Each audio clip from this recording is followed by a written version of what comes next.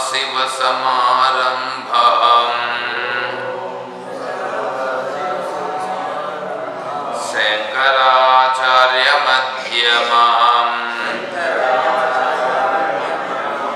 तत्त्वविदानन्दपर्यन्ताम् वन्दे गुरुपरम्पराम्।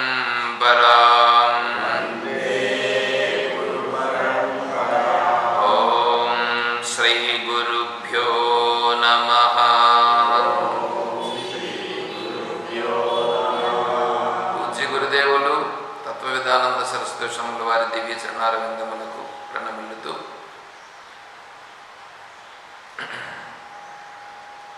పరిపూర్ణ పరబ్రహ్మస్వరూపులకు ప్రియాత్తమ బంధువులారా, ఓం. మనం ప్రశ్నోత్తర విచారించుకుంటున్నాం. 15వ శ్లోకంలో ఉన్నాము, చివరిలో ఉన్నాము.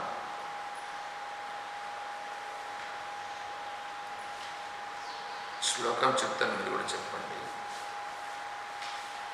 విజ్ఞాన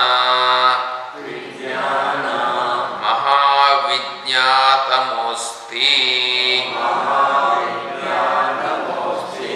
ఓవా నార్యాపిశాచ్య నచ వంచితో యః శృంఖలా ప్రాణభృతాం హి నారీ దివ్యం వ్రతం కిం చ సమస్తదైన్యం.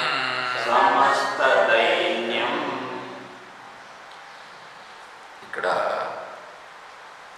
పైన 3 విజ్ఞాన మహావిజ్ఞాతమోస్తి కోవా అంటే విజ్ఞానవంతులలో మహావిజ్ఞానవంతుడని మనం ఎలా తెలుసుకోవాలంటే నార్యాపిశాచ్య నచవంచితోయ అంటే ఆర్య స్త్రీ యొక్క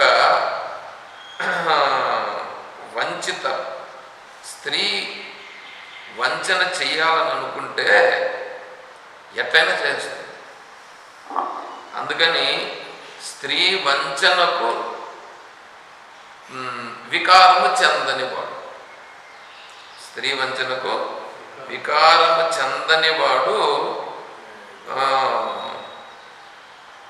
మహావిజ్ఞానత. ఇది మనం ఏదో కొద్దిగా చెప్పుకున్నాం, కానీ కొంచెం వివరం రావాలనేటప్పటికీ స్లోగా వస్తుంది. తర్వాత కాశృంఖల ప్రాణభృతాం హి, ప్రాణభృతాం జీవించి ఉండగా వాడికి సంఖ్యలు శృంఖల అంటే జైలు లాంటిది. ఏది అని అంటే స్త్రీ. కాబట్టి ఆ సంఖ్యలలో చిక్కుకోకుండా ఉంటా అనేటువంటిది స్త్రీ యొక్క సంఖ్యలో లేకుండా ఉంటా. తర్వాత దివ్యం వ్రతం కిం, దివ్యమైన వ్రతము ఏమి?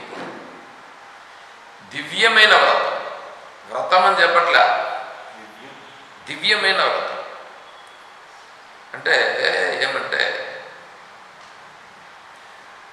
మనం చేసే వ్రతములు, పూజలు, యజ్ఞములు ఇవంతా ఉన్నాయి చూడండి. వీటన్నింటిలో దివ్యమైనది ఏది? ఎందుకంటే ఈ అడుగుతూ ఉండేటువంటి ఘట్టం ఎలా ఉంది అనేది చూడాలి. ఇక్కడ విజ్ఞానతముని గురించి చెప్పారు. విజ్ఞానతముడు అంటే విజ్ఞానవంతుడు. విజ్ఞానవంతుడైనటువంటి మహానుభావుడు ఏమి వ్రతమును ఆచరిస్తాడు? ఏం వ్రతం ఉంటుంది ఆయనకి? సమస్త దైన్యం అన్నాడు. దాని సమాధానం సమస్త దైన్యం. ఇది చూస్తానే ఏమనిపిస్తుందంటే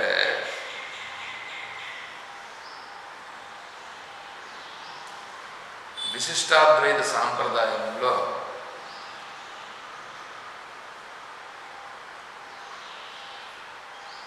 అడియేన్ అని ఒకటి ఉంది. అడియేన్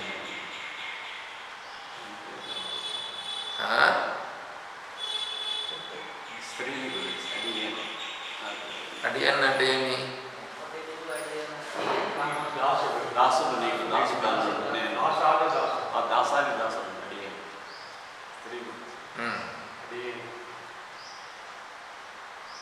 కింకరుడు,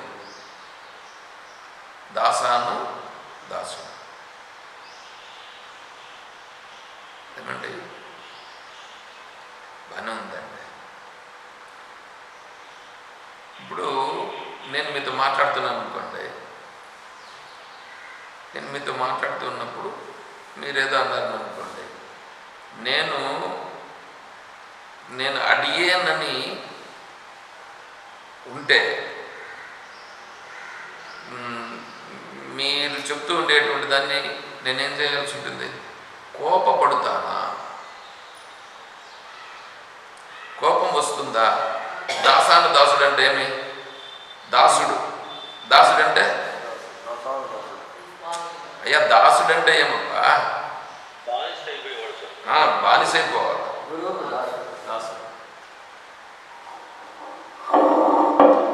అయ్యా బాబు, దాసుడు అంటే ఏం అర్థం తెలుసా?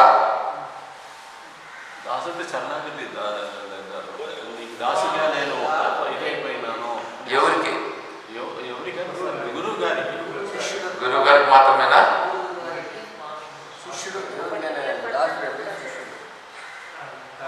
అహంకారాన్ని అనుకొని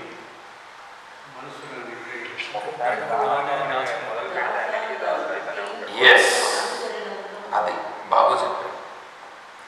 ఇప్పుడు భగవంతుడు ఎక్కడున్నాడు? ఈశ్వరుడు ఎక్కడున్నాడు? హృదయంలో మాత్రమే ఉన్నాడా? ఇంకా ఎక్కడున్నాడు? అంతటా ఉన్నాడు. అంతటా ఉన్నాడంటే నా హృదయంలో ఉన్నాడు, అంతటా ఉన్నాడు. ఇప్పుడు ఈ జీవులందరిలో ఉన్నాడు, చెట్టు చేమల్లో, పశుపక్షులలో అన్నింటా ఈశ్వరుడు వ్యాపించున్నాడు కదా. ఇప్పుడు అక్కడి నుంచి ఏమైనా జరుగుతుందని అనుకోండి, అక్కడి నుంచి ఏమైనా వస్తుంది అంటే ఎదురుగా ఉండే వాళ్ళ నుంచి వస్తూ ఉంది, ఏదో మాట్లాడుతున్నారు. ఆ మాట్లాడుతూ ఉండేటువంటి వాళ్ళు ఇప్పుడు అక్కడ మాట్లాడుతూ ఉన్నాడే, ఇప్పుడు ఈశ్వరుడు మాట్లాడుతున్నాడని తీసుకోవాలనా, లేకపోతే వాడు మాట్లాడుతున్నాడని తీసుకోవాలనా?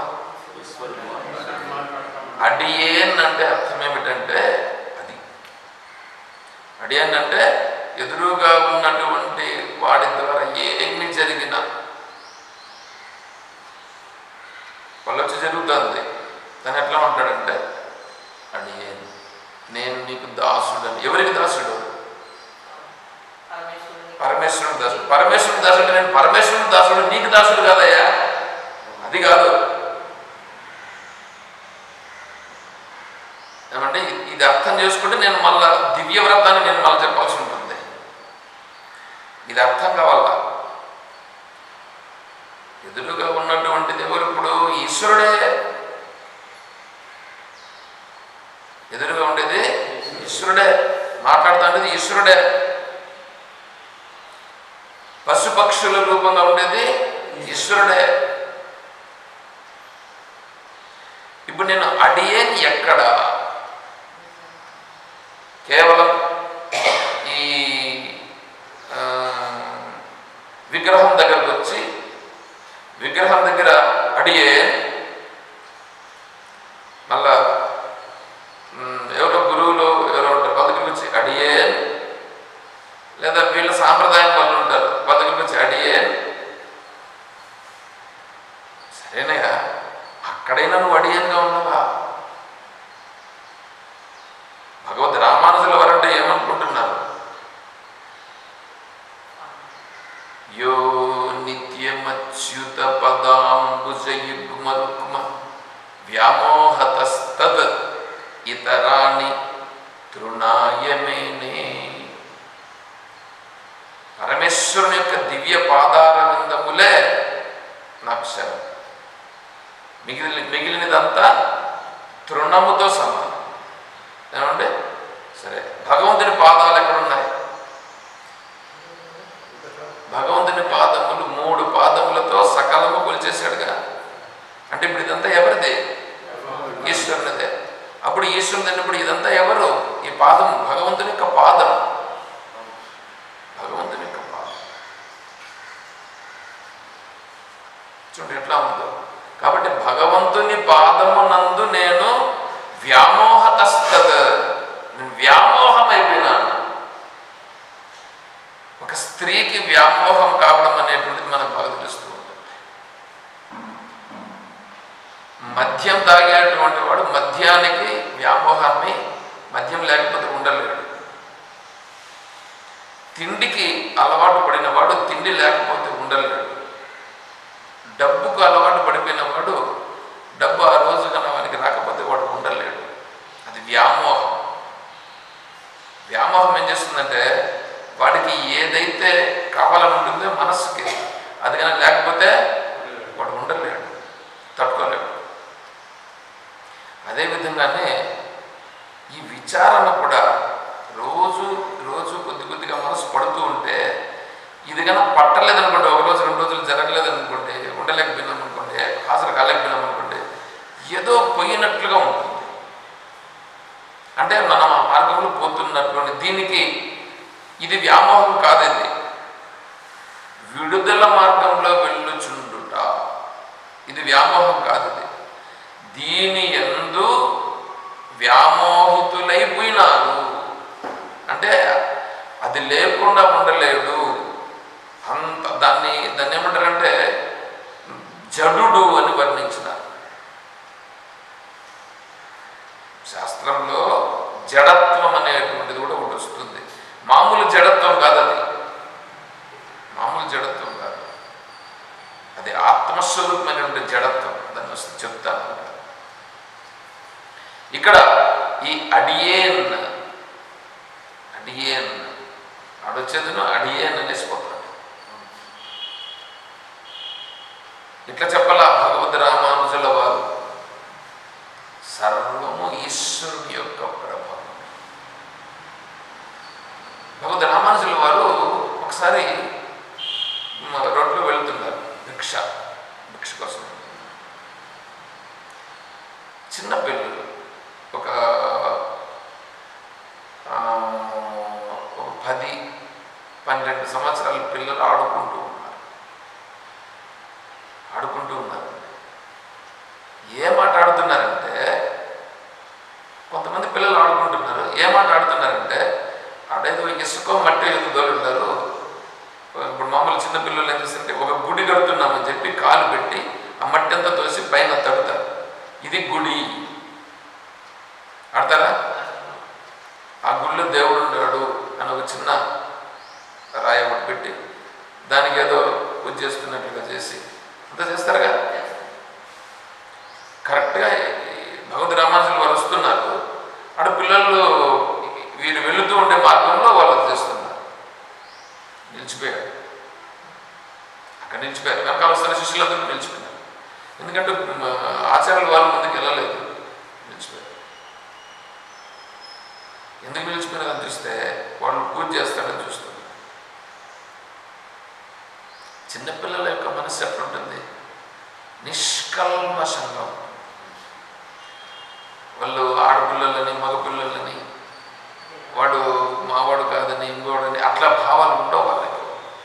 అంత నిష్కల్మషంగా ఉంటారు. వాళ్ళు కలిసిపోతారు. అంత నిష్కల్మషమైనటువంటి దీంట్లో వాళ్ళు అడుపు చేసుకున్నారు. అలాంటి ఆకులు ఉంటే ఆకులు ఎందుకు చేసి వాళ్ళు ఎంతో వాళ్ళు చెప్పేటువంటివి ఎక్కువ చేశారు. వాళ్ళకు తెలిసిన మార్గంలో చేశారు. అంత అయిపోయింది. అంత అయిపోయిన తర్వాత ఇప్పుడు ఏం చేయాలి? ప్రసాదం చేయాలిగా. ఆయన అంటే మట్టి ఉండదు, కొద్దిగా మట్టి పెట్టినారు. ఆ ప్రసాదాన్ని మట్టిని తీసుకొని ఇస్తా వచ్చినారు పిల్లలకి. రామానుజాచార్యులు వెళ్ళి చేయబెట్టారు.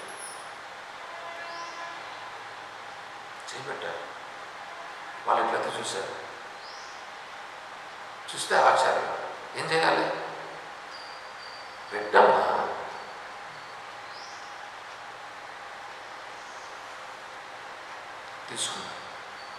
తీసుకొని స్వీకరించి అక్కడే సాష్టాంగ ప్రణామం చేసి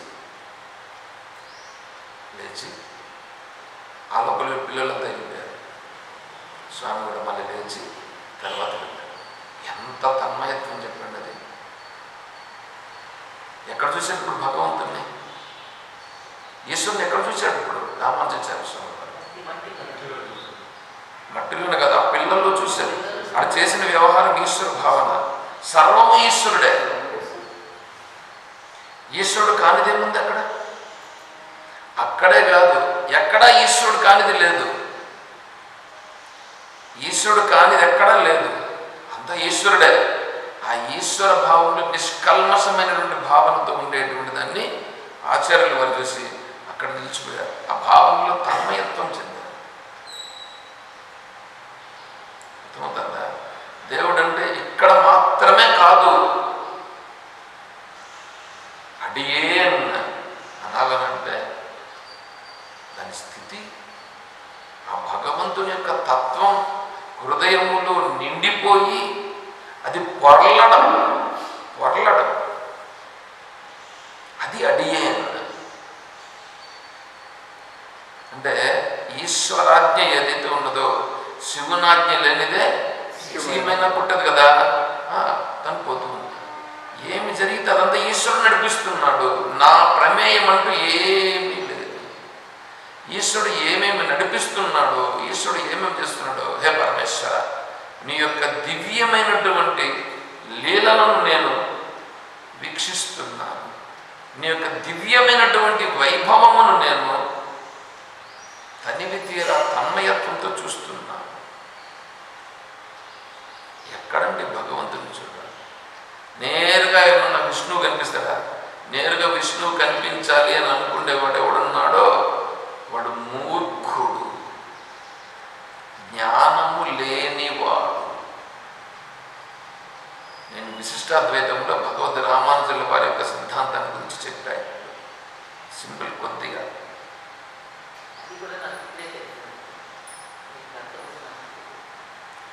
రామానుజుల వారంటే అంతటి విశాల హృదయం,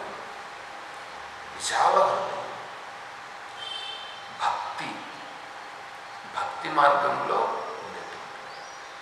అంటే భక్తిని గురించి చెప్పేటప్పుడు మనస్సు ద్రవించిపోతుంది.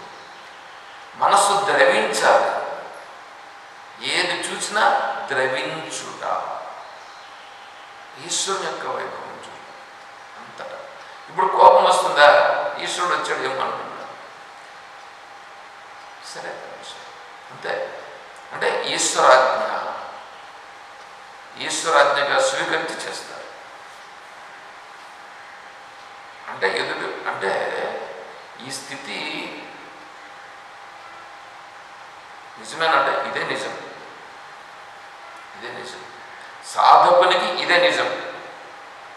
ఇలాగే ఉంటా. అంటే ఎదుటి వ్యక్తి ఏది మాట్లాడినా ఈశ్వరుడే మాట్లాడుతున్నాడు అనేటువంటిది సాధకుని స్థితిలో ఉండేటువంటిది. ఇంకా విజ్ఞాన స్థితిలో ఉన్నటువంటి మహావిజ్ఞానవంతుడు అన్నప్పుడు ఆ ఎదుటి వ్యక్తి మాట్లాడుతూ ఉన్నటువంటి, అంటే నేను ఇంకా పూర్ణత్వ స్థితికి వెళ్ళిపోయినాను. ఇక్కడ చెప్తాడేది అది ఆ పరిపూర్ణమైనటువంటి స్థితిలో ఉన్నటువంటి మహానుభావుడు ఏ స్థితిలో ఉంటాడు? అతనితో మాట్లాడేది కూడా ఏమన్నా వేరేటి మాట్లాడతారు ఎవరైనా చెప్పండి. శంకరాచార్య స్వామి వారు వెళ్తుంటే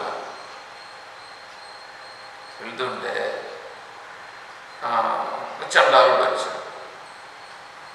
చండాలుడు వచ్చి వీళ్ళు శిష్యులుగా ఉండేటువంటి వాళ్ళు జరుగు ఆ చండాలు ఉన్నాడు, ఎవరిని జరగమంటావు? ఎవరిని జరగమంటావు? శరీరాన్ని జరగమనే దానికి ఇది పంచమహాభూతాలు, నీది పంచమహాభూతాలే, ఇదంతా పంచమహాభూతాలే. మైలవుతుందా? ఎట్లా మైలవుతుంది? కాబట్టి శరీరంతో మైలయ్యేదానికి లేదు. ఎందుకంటే నీది కూడా పంచమహాభూతాలు, నాది పంచమహాభూతాలే. సరే పోనీ ఆత్మను జరగమందామని అనుకున్నాం అనుకో. నేను చండాలుని ఆత్మ, కాబట్టి దీన్ని జరగమన్నాడని అనుకుందామని అనుకుంటే ఆత్మ జరగదు. అతను అడిగిన ప్రశ్న, ఎవరినయ్యా నువ్వు జరగమంటున్నావు? అన్నింది ఎవరు? జరగమనింది ఎవరు? శిష్యులు అన్నారు. ముందరుండే శిష్యులు, ఆచార్యుల వారంలా. ఆచార్యుల వారంలా శిష్యులు అన్నారు, జరుగు ఆచార్యులు వారు వస్తున్నారని. దానికి ఆయన అన్నమాట ఇది, శరీరాన్ని జరగమంటావా? ఎందుకంటే పంచమహాభూతాలు, నీది పంచమహాభూతాలే, నాది పంచమహాభూతాలే. కొన్ని ఆత్మను జరగమంటావా? ఆత్మ జరిగేది కాదు. ఎందుకంటే ఆత్మ లేనిదే, ఆత్మ సందుంటే జరుగుతుంది ఆత్మ. ఇది ఉందండి, ఇట్లా జరపాలంటే ఇట్లా లేదు కాబట్టి దీన్ని ఇట్లా జరపచ్చు, మళ్ళీ దీన్ని ఇట్లా జరపచ్చు. అంటే ఇది వేరే ప్లేస్ ఉంది కాబట్టి. ఆత్మ జరగాలంటే ఎక్కడ జరుగుతుంది? ఆత్మ లేనిది ఏదైనా ఒక ప్లేస్ ఉంటే అది జరుగుతుంది. దేన్ని జరగమంటున్నావు అని అడిగాడు. అప్పుడు ఆచార్యులు వారు శిష్యుల్ని నైనా వీళ్ళు అని చెప్పి అప్పుడు ఆచార్యుల వారు ముందుకు వచ్చారు. ఎందుకంటే శిష్యులు చెప్తూ ఉంటే తను గమనం అన్నాడంటే అర్థం ఏంటి? నేను చెప్పినట్లే అక్కడ అర్థం. అందువలన ముందుకు వచ్చి బ్రహ్మైవాహం జగచ్చ సకలం చిన్మాత్ర విస్తారితం సర్వం చైతద విద్యయా త్రిగుణయా శేషం మయా కల్పితం ఇత్థం యస్య దృఢామితి సుఖతరే నిత్యే పరే నిర్మలే చండాలోస్తు సద్ద్విజోస్తు గురురిత్యేషా మనీషా మమ అని నమస్కారం చేశాడు. అతను చండాలుడైనా సతుద్విజోస్తు, అతను సద్విజుడు, ద్విజుడు అంటే సద్ద్విజుడైనా అంటే బ్రాహ్మణుడైనా అంటే బ్రహ్మజ్ఞానం కలిగిన వాడైనా లేకపోతే చండాలుల రూపంలో ఉన్నవాడైనా సరే ఈ పైనుండి లక్షణాలు బ్రహ్మైవాహం జగత్స సకలం చిన్మాత్ర విస్తారితం సర్వం చైతద విద్యయా త్రిగుణయా శేషం మయా కల్పితం. ఇదంతా త్రిగుణముల చేత కల్పించబడి ఉన్నది. ఆ త్రిగుణముల చేత కల్పించబడినది కూడా ఈశ్వరుని యొక్క వైభవమే. కాబట్టి ఈశ్వరుడు లేని ప్రదేశం అంటూ ఏమీ లేదు.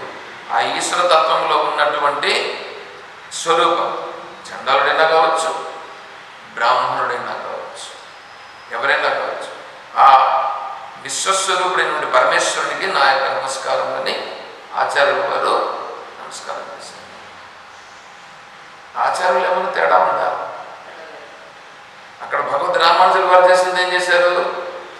భక్తి అంటే ఈశ్వరీయ భక్తిలో తన్మయత్వం. ఇది జ్ఞాన భక్తిది. ఎవరిది? శంకరాచార్య స్వామి వారిది జ్ఞానభక్తి. భగవద్ రామానుజుల వారిది పరిపూర్ణమైనటువంటి హృదయములో భక్తి అంటే ఈశ్వరీయ భక్తి. అంటే ఇక్కడ రెండు వస్తాయి, వాచ్యార్థమని లక్ష్యార్థమని.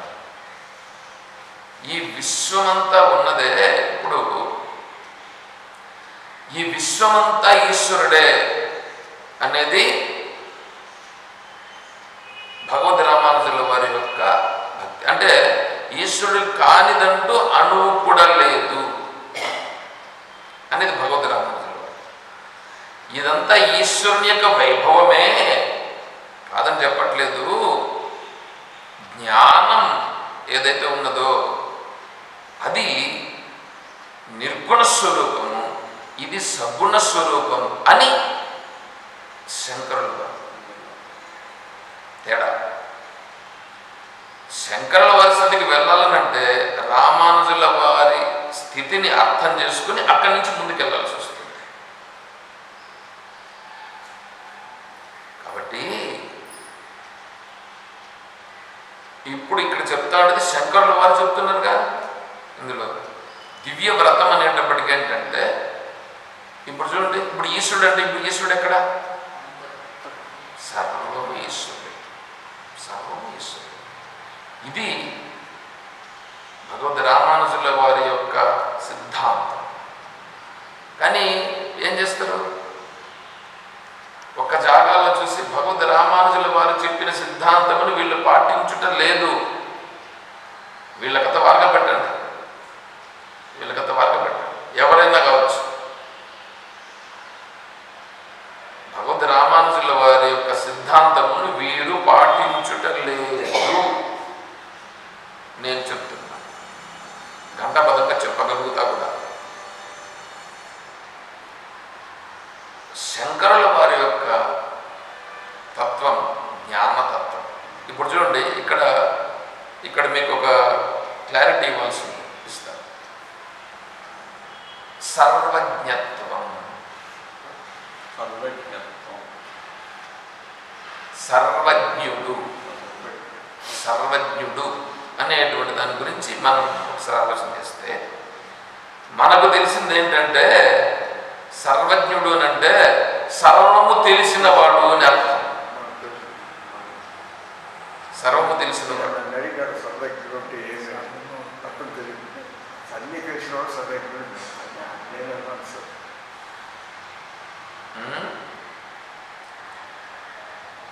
సర్వజ్ఞ అంటే సర్వం ఉండేవాడు. ఇప్పుడు కొంతమంది ఏం చేస్తారంటే ధ్యానం చేస్తూ ఉండి శరీరాన్ని అట్లాగే పైకి లేపుతారు. ఇప్పుడు వీడికి కొద్దిగా శక్తి సామర్థ్యాలు ఉన్నాయిగా, గొప్పవాడు కదా, శరీరాన్ని పైకి లేపినాడండి. తర్వాత నీళ్ళ పైన నడుస్తాడండి, గాలిలో నడుస్తాడండి, గాలిలో ఎగురుతాడండి, నీ మనస్సులో ఉండేది చెప్తాడండి. చేతిలో ఎట్లంటే విభూతి వస్తుందండి, చేతిలో ఎట్లంటే విభూతి వస్తుందండి. అంతెందుకు నేను ఒకటి చెప్తానండి, వ్యాసాశ్రమంలో అది 75 సంవత్సరాల ఇది జరిగినప్పుడు అప్పుడు నేను వెళ్ళాను. వెళితే ఒక సిద్ధ పురుషుడు వచ్చాడు అక్కడికి. పరిపూర్ణానంద స్వామి వారు కూడా కూర్చోన్నారు స్టేజ్ పైనే. ఆయనకు కొద్దిగా అవకాశం ఇచ్చారు మాట్లాడడానికి. ఆయన ఏం చేశాడంటే ఒక పూలమాల పట్టుకురండి అని అన్నాడు.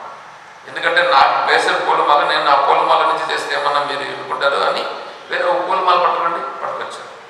ఆ పూలమాలను ఇట్లా చేతి చూపించాడు అందరికీ. చూపించి ఈ చేతిలో ఏమన్నా ఉందా, ఏం లేదు, ఆ పూలమాలను చూపించాడు. ఆ పూలమాల ఎవరు తెచ్చారు, మీరే తెచ్చారు. ఆ పూలమాలను చూపించి అందరికీ చూపించండి, చూపించాడు. దాంట్లో ఏమన్నా ఉందా, ఏం లేదు. ఆ పూలమాల నుంచి కొన్ని పూలు ఇట్లా పట్టి లాగి ఇవి పూలే కదా చూపించాడు.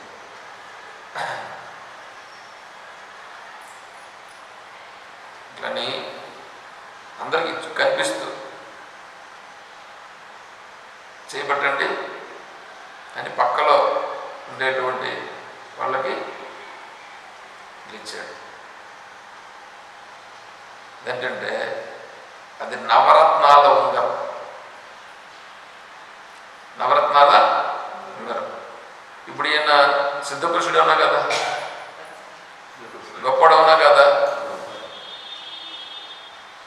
నేను చూశాను, నా కళ్ళతో చూసిందే చెప్తున్నాను, నేను చూడని చెప్పట్లా. ఇచ్చాడు. ఇది గొప్పడు అవునా కదా.